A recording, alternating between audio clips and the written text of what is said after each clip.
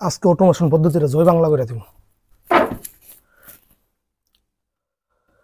আসসালামু আলাইকুম, doctor consultancy থেকে আমি আসাদুল্লাহ কনসালটেন্ট আছি। আসাদুল্লাহ টিভি.ভিডিও ইউটিউব চ্যানেল থেকে এমবিবিএস ফোর্থ ইয়ার। আজকে আমি অটোমেশন পদ্ধতির সুবিধা অসুবিধা নিয়ে আলোচনা করব। ঠিক 3 মাস আগে আমি এটা নিয়ে একটা কন্টেন্ট তৈরি করেছিলাম, সুবিধা কি অসুবিধা কি। কিন্তু অবশেষে আমি আজকে অটোমেশন পদ্ধতির বিরুদ্ধে কথা বলবো এবং এর সুবিধাগুলি আজকে তোমাদেরকে কাটে কাটে বাস্তবতার সাথে মিলিয়ে দেখিয়ে দিব। দেখো, এই যে প্রাইভেট বেসরকারি মেডিকেল কলেজের যে ভর্তির প্রক্রিয়াটা, এটার নাম কি? নামটা হচ্ছে অটোমেশন পদ্ধতি। বুঝতে পারছো? আগে কিন্তু এই পদ্ধতি ছিল না, আগে কোনো কিছু ছিল না। আজ থেকে 3 বছর আগে মানে এই অটোমেশন পদ্ধতি শুরু হয়েছে 2022-23 সেশন থেকে। বুঝতে পারছো? 2022-23 সেশন থেকে এই অটোমেশন পদ্ধতি চলেছে। আজকে 2024-25 সেশন চলমান আছে, মানে বিগত 3 বছর যাবত এই অটোমেশন পদ্ধতিটা চলতেছে। হোয়াট ইজ অটোমেশন পদ্ধতি? অটোমেশন পদ্ধতিটা কি? অটোমেশন পদ্ধতিটা হচ্ছে স্বাস্থ্য অধিদপ্তরের মানে যে নীতিতে এটা ওনারা সম্পূর্ণ সফটওয়্যার মাধ্যমে, একটা স্বয়ংক্রিয় সফটওয়্যার মাধ্যমে এই ভর্তির প্রসেসটা কার্যক্রম ওনারা পরিচালিত করে থাকে। এটার নাম হচ্ছে অটোমেশন পদ্ধতি। এটাতে কারো হাত থাকে না। তুমি তোমার মানে যা তথ্যমত আছে এগুলি ইনপুট যা দিবা, আউটপুট হিসেবে সেটা আসবে নির্দিষ্ট সময়ে। ওরা এই সার্কুলার যে বিজ্ঞপ্তিতে যে যে তারিখগুলি থাকে, বুঝছো? এখানে তুমি ভর্তির আবেদন বলো, ভর্তির মানে মাইগ্রেশন বলো, অটো মাইগ্রেশন বলো, ঐচ্ছিক মাইগ্রেশন বলো, নিশ্চয়ন বলো, তারপর হচ্ছে তোমার এই সবগুলি জিনিসটা হচ্ছে অটোমেশন পদ্ধতির আওতাভুক্ত। বুঝতে পারছো? এই জিনিসটা আগে ছিল না। আগে কিন্তু প্রাইভেট বেসরকারি মেডিকেল কলেজে আগে ভর্তি প্রক্রিয়া কি হতো জানো? যেদিন মেডিকেল অ্যাডমিশনের সরকারি যে মেডিকেল অ্যাডমিশন দিয়েছো তোমরা, এটা রেজাল্ট প্রকাশ হওয়ার পরে তুমি চাইলে যে কোনো মেডিকেল কলেজে ভর্তি হয়ে যেতে পারতা, অথবা একটা নির্দিষ্ট সময় তুমি দিত, কিন্তু এত ঝামেলা ছিল না। তুমি চাইলে যে কোনো মেডিকেল কলেজে গিয়ে সরাসরি তোমার পছন্দের এবং তোমার যা তুমি চাইতা এটাতে ভর্তি হয়ে যেতে পারতা। কিন্তু কিছু যেগুলি একটু ভালো মেডিকেল কলেজ, ওদের কাছে আবার আবেদন জমা দেওয়া লাগতো। মানে কতজন আবেদন করে, এখান থেকে যতটা সিট আছে, ধরো 100টা সিট আছে, মানে 120 জন আবেদন, 150 জন আবেদন করছে। এখান থেকে ওই 150 জন থেকে 100টা সিট আছে, 100 জনের মেরিট পজিশন যাদের ভালো ওদেরকে নিয়ে নিত কি। তাছাড়া অন্যান্য মেরিট কলেজে সরাসরি ভর্তি নিয়ে নিত। বুঝতে পারছো? আগের পদ্ধতিতে এই যে একদম প্রসেস ছিল। এটা এখানে কলেজে কোনো হয়রানি হতো না, কিন্তু অত কিছু ইয়া করতো না। এখন অটোমেশন পদ্ধতিটা আমি আজকে তোমাদেরকে আমি বললে দিই, এটা সুবিধা বলবো অসুবিধা বলবো। দেখো, অটোমেশন পদ্ধতির প্রক্রিয়ায় প্রাইভেট মেডিকেল কলেজে অ্যাডমিশনের ভর্তি একটা দীর্ঘকালীন একটা প্রসেস। বুঝতে পারছো? মেইন সমস্যা এটা মেইন সমস্যাটা হচ্ছে এটা ফালতু একটা নিয়ম। মানে এই যে দীর্ঘ সময় এখানে বের হচ্ছে। দেখো, তোমরা একটু খেয়াল করো, এই যে প্রাইভেট মেডিকেল কলেজে অ্যাডমিশনের আবেদন আছে না, অনলাইন যে আবেদন, এই যে 67টা কলেজে আবেদন করা লাগে, এটা শুরু হচ্ছে কবে থেকে? অনলাইন বিজ্ঞপ্তি প্রকাশ করেছিল জানুয়ারি 23 তারিখে। খেয়াল, আমার কিন্তু সব খেয়াল আছে, বুঝছো? মাথার মধ্যে কিন্তু সব সেট আছে। তারপরে এটার অনলাইন থেকে আবেদন শুরু হয়েছে তোমার 3 ফেব্রুয়ারি, মানে 3রা ফেব্রুয়ারি মাসের 3 তারিখ থেকে আবেদন শুরু হয়েছিল। এবং কি এই পর্যন্ত আজকে কত তারিখ? আজকে হচ্ছে তোমার কত? আজকে হচ্ছে তোমার 4 তারিখ, মানে মে মাসের 4 তারিখ, ফেব্রুয়ারি, মার্চ, এপ্রিল, মে, 3 মাস। কত? 3 মাস 4 দিন হয়েছে। 3 মাস 3 দিন। এখনো ভর্তি প্রক্রিয়া চলমান, এমনকি ভর্তি প্রক্রিয়া মাত্র 50% কাজ সম্পূর্ণ হয়েছে। 3 মাস 3 দিন। আজকে জানুয়ারি 3 তারিখ থেকে ফেব্রুয়ারি 3 তারিখ থেকে শুরু হয়েছে, আজকে হচ্ছে মে মাসের 4 তারিখ। তার মানে কয় দিন হলো? 3 মাস 3 দিন কি 4 দিন? কথা বুঝতে পারছো? ক্লিয়ার?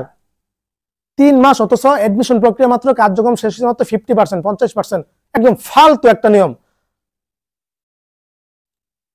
গতবার। অথচ এখন মাত্র দ্বিতীয় মাইগ্রেশন চলতেছে, এমনকি প্রথম সার্কুলারের দ্বিতীয় মাইগ্রেশন মাত্র শুরু হয়েছে। এখন দ্বিতীয় সার্কুলার দিবেন কবে? আর দ্বিতীয় সার্কুলার হচ্ছে ঐচ্ছিক মাইগ্রেশনের সময় দিবেন কবে? আর দ্বিতীয় সার্কুলার ওদের ভর্তি নেবেন কবে? আর তারপরে কেমনে কি করবেন? তারপরে তৃতীয় সার্কুলার কবে দিবেন? তৃতীয় সার্কুলার ভর্তি কবে নেবেন? আরো 2-3 মাস সময় চলে যাবে। এখন দ্বিতীয় মাইগ্রেশনের আবেদন চলতেছে 12, আবার সময় বাড়াইছে, আবার 5 দিন পর্যন্ত নিয়ে নিছে। 7 তারিখ পর্যন্ত ছিল, এটা 12 তারিখ পর্যন্ত নিয়ে নিছে। 12 তারিখের পরে ধরো 20 তারিখের দিকে এসে তোমার, অথবা 15-20 তারিখের দিকে এটা রেজাল্ট প্রকাশ করবে। কাতে অটো মাইগ্রেশন, ঐচ্ছিক মাইগ্রেশন হয়েছে, ওই কারাগারে ওয়েটিং দিয়ে চান্স হয়। তারপরে ওদের ওইখানে আবার বিজ্ঞপ্তি দিয়ে এত তারিখ পর্যন্ত আবার ভর্তি হতে হবে। ভর্তির সময় আবার ধরো ঈদের আগে আর দ্বিতীয় সার্কুলার দিবে না, না দেওয়ার সম্ভাবনা সবচেয়ে বেশি। ওদের ভর্তি প্রক্রিয়া পরে দেখবে যে বিশাল বহু সিট ফাঁকা, তখন আবার দ্বিতীয় সার্কুলার দিবে। আচ্ছা, তার মানে দেখতেই পারতেছে 3 মাস চলে আসে, ওইখানে আর 1 মাস, 4 মাস আমি দিয়ে দিলাম। 4টা মাস যদি লাগে একটা ভর্তি প্রক্রিয়া প্রসেস সম্পূর্ণ হতে, আরে বাপ, আগে তো এটা আমার করে 1 মাস সময় লাগতো না, যখন অটোমেশন পদ্ধতি ছিল না।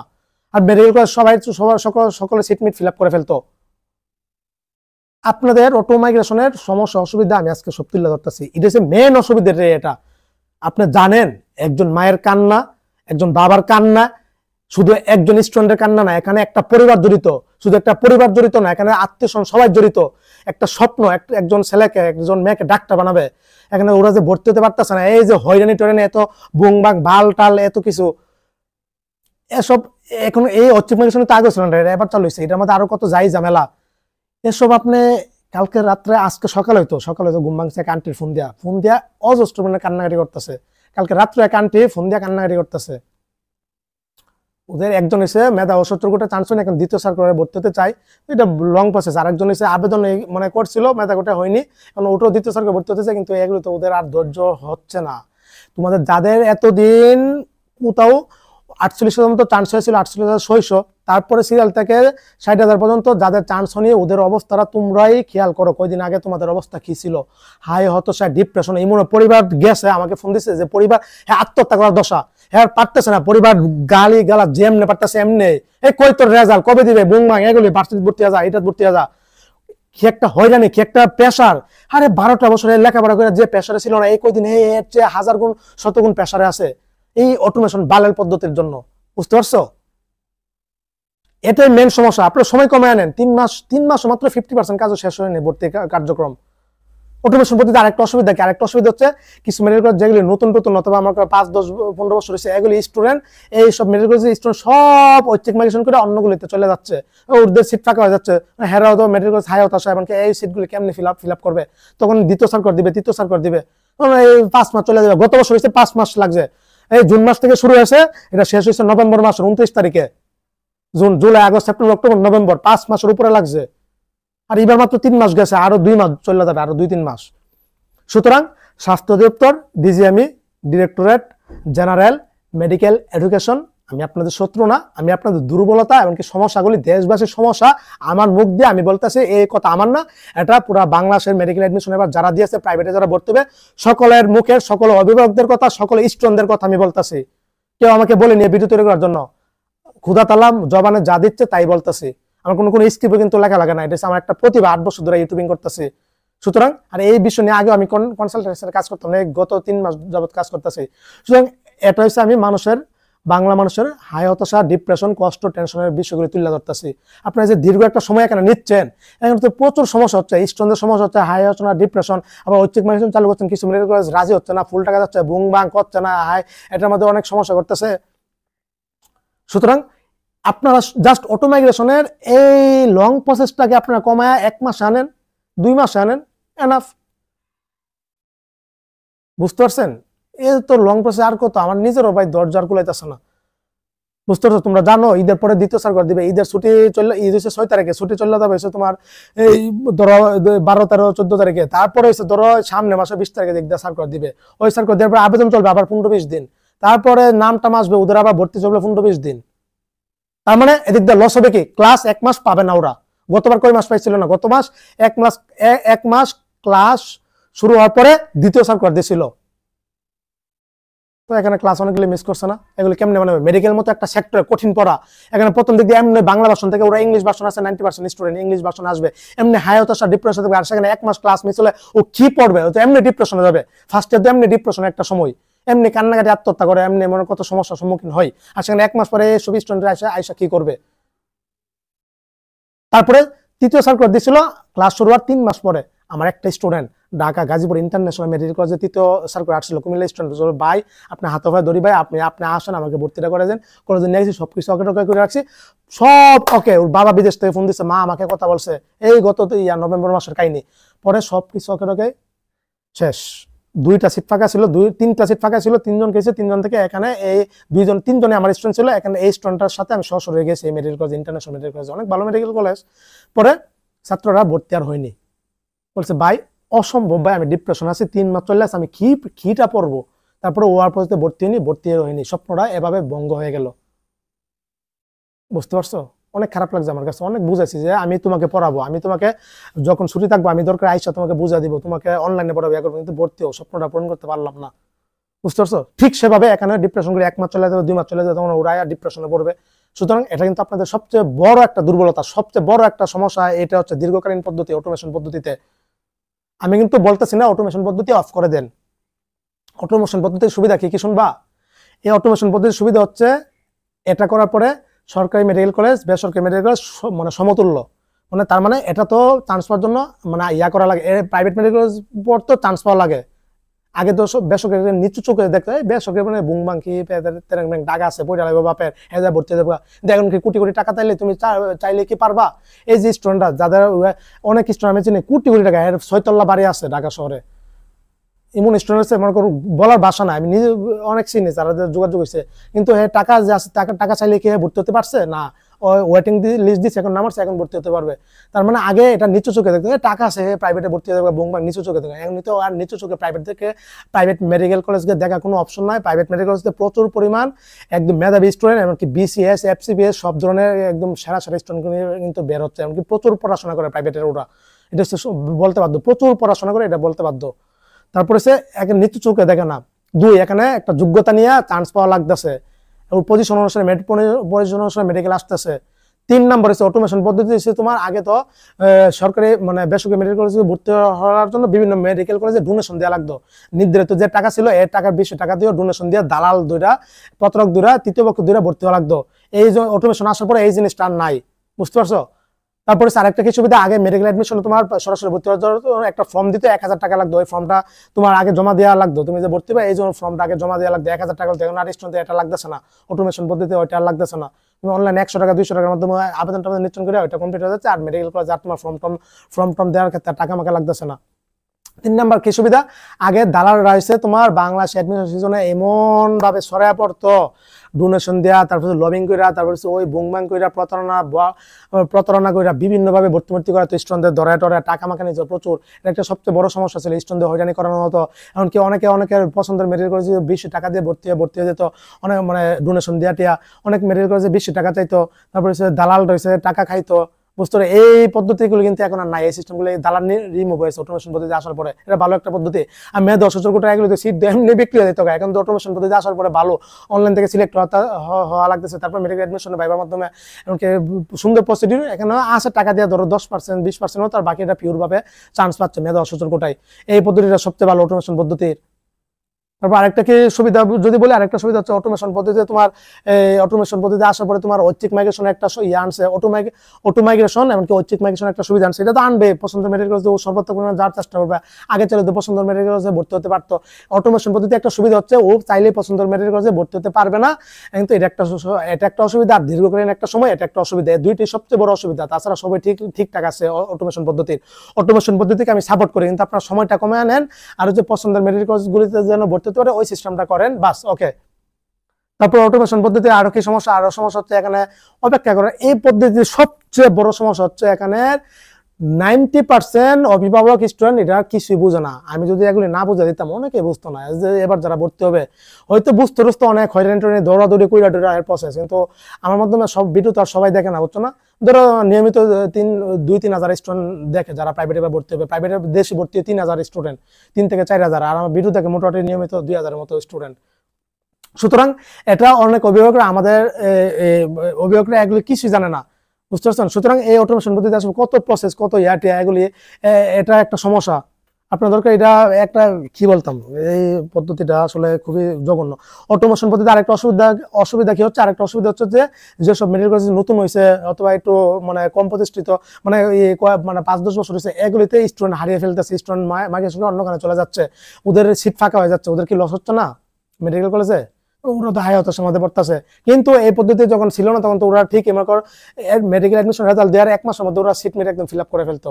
আর এখন চাইলে অটোমেশন পদ্ধতিতে আপনি একটা সিস্টেম জোড়া দেন যে চাইলে যেন বেসরকারিগুলোতে সিট ফাঁকা থাকলে ওরা যেন নিজের মতো করে ভর্তি করে ওইগুলো সিট ফিল আপ করতে পারে। এটা তো চাইলে আর পারা যাচ্ছে না, স্বাস্থ্য বিভাগের রুল টোর নামটাম না আসার পর্যন্ত। আগে কিন্তু এত যা আছে এগুলো কিছু কিন্তু আগে ছিল না। সুতরাং এটা একটা সমস্যা। এই সমস্যাগুলি আপনারা করেন, মানে সমস্যাগুলি আপনার সমাধান করেন। অটোমেশন পদ্ধতি একটা বেস্ট একটা পদ্ধতি আমি মনে করি। স্বাস্থ্য অধিদপ্তরের কাছে আমার অনুরোধ রইল, এমনকি ডিজিএমির কাছে আমার অনুরোধ রইল এই জিনিসগুলি আপনার সময়টা কমে আনেন দয়া করে। স্টুডেন্টরা অনেকে যাদের মেধ অচরকটা হয় না, ওরা যে কি একটা ডিপ্রেশনে আছে, এতদিন ডিপ্রেশনে ছিল, যে ওয়েটিং এ ছিল 60,000 59,000 পজিশনে যারা বন্ধ ছিল, ওদের অবস্থা তোমরাই ভালো জানো। বুঝতে পারছো কি একটা সময় যে পার করছো, কি একটা হতাশার সময় যে তোমরা পার করছো, এটা তোমরাই সবচেয়ে ভালো জানো। এই পদ্ধতিগুলি দূর করা হোক, বুঝতে পারছো। আর এখানে আরো কিছু নিয়ম নীতি অ্যাড করা হোক। বিষয় হচ্ছে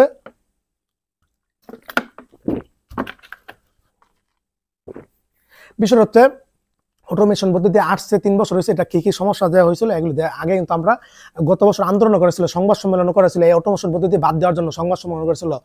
ইয়ার বাংলাদেশ বেসরকারি মেডিকেল ও ডেন্টাল যে কাউন্সিলর আছে, ওরা কিন্তু এটা সংবাদ সম্মেলন করেছে এই অটোমেশন পদ্ধতি বাদ দেওয়ার জন্য। অটোমেশন পদ্ধতি মানে অটো মাইগ্রেশন আর মাইগ্রেশন তো গতবার ফরেছে মাইগ্রেশন, এগুলি বাতিল সম্পূর্ণ সিস্টেমটা বাতিল করে দেওয়ার জন্য। বুঝছো, এটা কিন্তু অনেক সমালোচনা হয়েছিল, এটা নিয়ে এখনো সমালোচনা হচ্ছে, এখনো হবে। এই দীর্ঘ প্রসেস আর কত ধৈর্য ধরবে। হ্যাঁ, সবচেয়ে বড় সুবিধা হচ্ছে এই স্টুডেন্টগুলি এখন কিন্তু ফার্স্ট প্রফের রেজাল্ট দিয়ে দিয়েছে, তার মানে ফার্স্ট প্রফে ওরা এখন সেকেন্ড প্রফে চলে গেছে, সেকেন্ড ফেজে, থার্ড ইয়ারে। তার মানে এখানে তো সম্পূর্ণ সবকিছু ঠিক আছে, ক্লাস শুরু করে দিলেই তো চলে। ক্লাস শুরু করবে কেমনে? সিট মাত্র 50% মাত্র ভর্তি কার্যক্রম শেষ হয়েছে, সরকারি বেসরকারি একসাথে ক্লাস শুরু হবে, ওইটা নোটিশ দিবে। সুতরাং আর কত স্টুডেন্টদের, এই যে স্টুডেন্টগুলি যে সরকারিতে যাদের চান্স হয়েছে, বেসরকারিতে চান্স হয়েছে, তার এই যে না পড়তে অন্য কন্ডিশনে চলে গেছে। একটা পড়ার মধ্যে যখন থাকে তখন একটা ফ্লো স্টেট যখন তৈরি হয় তখন সবকিছু ঠিকঠাক, না পড়তে অনেকে অলস হয়ে যাবে, অনেকে দেখবে যে এখান থেকে অনেকে আবার ভর্তি হবে না পড়তে অন্য হয়ে অন্য কোনো একটা জড়িত হয়ে গেছে। কিন্তু অনলাইন যোগ হয়, ফেসবুকে জড়িত হয়েছে, অথবা ইউটিউবে জড়িত হয়ে গেছে, অথবা ক্যাসিনো বর্তমানে জুয়ার সময়টা ঠিক মতো চলতেছে অনলাইনে, অথবা ফ্যামিলিতে রিলেশন ইত্যাদি আমি বাদ দিলাম, কিছু না কিছু একটা মধ্যে কিন্তু জড়িত নিজেকে ব্যস্ত রাখছে বর্তমানে স্টুডেন্টগুলি, ওই অনলাইনে অথবা অফলাইনে অথবা যাও কিছু না কিছু একটা ব্যস্ত মাথায় রাখছে। ওই জিনিসটাতে ও ডোপামিন খননে ওই জিনিসটা তোর ভালো লাগে কাজ করবে। হুট করে যখন মেডিকেল অ্যাডমিশন আইসা ও পড়বে তখন মানা নিতে পারবে না, ওইটাতে কাজ করবে, তখন ওর এই জিনিসটা মানা নিতে বহু সময় লাগবে এখানে। এরপরে তো ডিপ্রেশনে যাবে, এরপরে আত্মহত্যা করবে, এরপর পড়তে মন চাইবে না। দোষটা কার? দোষ স্টুডেন্টরা, দোষ আপনাদের।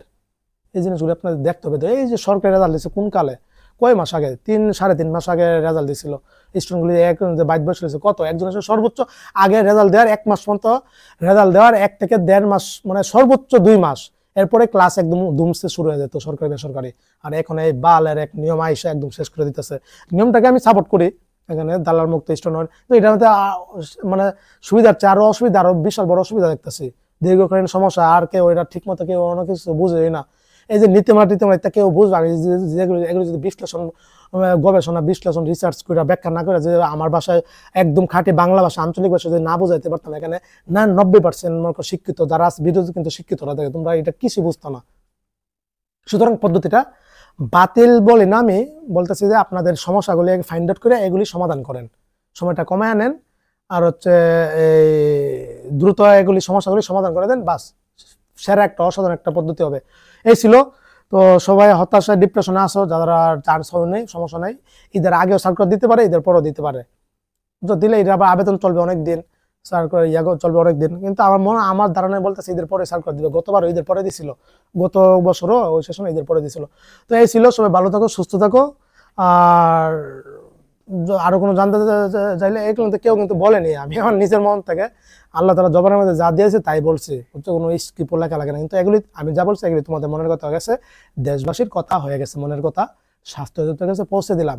হ্যাঁ, প্রাইভেট মেডিকেল কলেজে কিস্তির সুবিধা চালু হোক, এই টপিকটা নিয়ে মিডিয়া জগতে কেউ কোনোদিন মুখ খেলেনি। এই আমি আসাদুল্লাহ এটা নিয়ে আরেকটা ভিডিও তৈরি করবো, একটা ভিডিও তৈরি করছিলাম আজ থেকে 8 মাস আগে, নভেম্বর 29 তারিখে সম্ভবত, যে প্রাইভেট মেডিকেল কলেজে একটা কিস্তি সুবিধা করা হোক, একসাথে 21 লক্ষ টাকা না দিয়ে টাকাগুলি কিস্তি আকারে 1, 2, 3, 4, 5টা এভাবে কিস্তি আকারে দেওয়া হোক, ভর্তির সময় 10 লক্ষ টাকার মতো দেওয়া হোক, আর বাকিটা কিস্তি করে দেওয়া হোক। আমি প্রথম এই জবান দেয়া এটা প্রতিবাদ করেছিলাম, আলহামদুলিল্লাহ এটা কিন্তু অবশ্যই বাস্তব হয়েছে। কেউ আমাকে বলেনি যে তুমি এটা নিয়ে কন্টেন্ট তৈরি করবো, তখন আমি এসব নিয়ে কাজও করতাম না, কনসালটেন্সি নিয়ে। তখন ওই গত সেশনে আমি ভিডিও তৈরি করছি কয়টা জানো, 3, 4 থেকে 5টা, আর এই সেশনে ভিডিও তৈরি করছি প্রায় 150টা এই 3 মাসে। বুঝতে পারছো বিষয়টা? সুতরাং এই যে কথাগুলো এখন বলতেছে, হয়তো ইনশাল্লাহ সামনের বার এগুলো ইনশাল্লাহ বাস্তব হয়ে যাবে। এই যা যা সমস্যাগুলো দেখে দিলাম এগুলো ইয়া হয়ে যাবে। ঐচ্ছিক মাইগ্রেশন যে অনলাইন যে হবে, ঐচ্ছিক মাইগ্রেশন সিস্টেমটা আগে অফলাইন ছিল, এটা নিয়ে প্রতিবাদ করছি আমি, এমনকি অবশেষে অনলাইন হয়েছে। বুঝতে পারছো? সুতরাং নিজেকে ধন্য মনে করতেছি। একটা হচ্ছে কিস্তি সুবিধা হয়েছে, আমি ভিডিও আগে থেকে ভিডিও তৈরি করছিলাম, এমনকি মাইগ্রেশন যে অফলাইন থেকে যেন অনলাইনে তৈরি করা হয় এটা নিয়ে ভিডিও তৈরি করছিলাম, এটা বাস্তব হয়েছে, দুইটা জিনিস বাস্তব হয়েছে। নিজেকে আসলে ধন্য মনে করতেছি, গর্ববোধ মনে হচ্ছে। এই ছিল, সবাই ভালো থাকো, সুস্থ থাকো, সবার জন্য অনেক অনেক শুভকামনা রইল। আসসালামু আলাইকুম ওয়া রাহমাতুল্লাহি ওয়া বারাকাতুহু।